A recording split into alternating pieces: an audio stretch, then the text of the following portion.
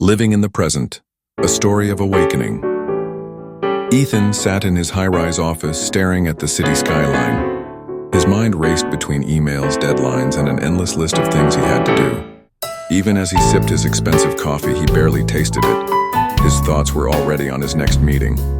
Once I get this promotion, he thought, then I'll be happy.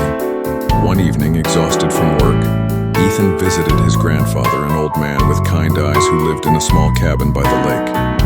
Seeing Ethan's stressed face, his grandfather handed him a cup of tea and said, "Drink this slowly. Feel the warmth, taste it, and don't let your mind rush ahead." Ethan took a sip, but his mind was still busy. His grandfather smiled, sensing his restlessness. He pointed to the lake. "See how the water reflects the sky perfectly when it is still? But when disturbed, it distorts the image." Ethan nodded. His grandfather continued, "Your mind is like that water, always moving, worrying about the future or regretting the past. But peace is only found in stillness.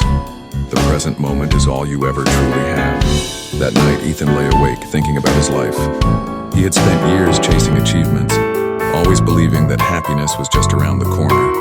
Yet, as Lao Tzu once said, if you are depressed, you are living in the past. If you are anxious, you are living in the future. If you are at peace, you are living in the present. The next morning, Ethan woke up early and walked outside. For the first time in years, he felt the cool air on his skin, heard the birds singing, and noticed the scent of fresh pine. He sat by the lake, simply breathing, without rushing to check his phone.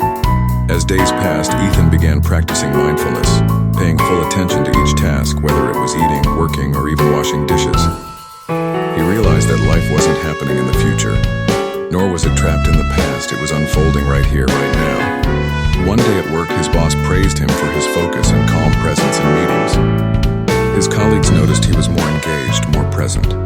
The irony was that when Ethan stopped chasing happiness in the future, it naturally found him in the now.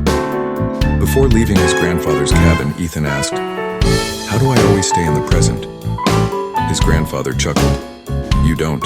The mind will wander, but each time it does, gently bring it back. Just like watching the ripples fade on the lake return to the stillness." Ethan smiled. For the first time, he truly understood what Buddha meant when he said, "Do not dwell in the past. Do not dream of the future. Concentrate the mind on the present moment." And so he lived, not in waiting, not in worrying, but in being.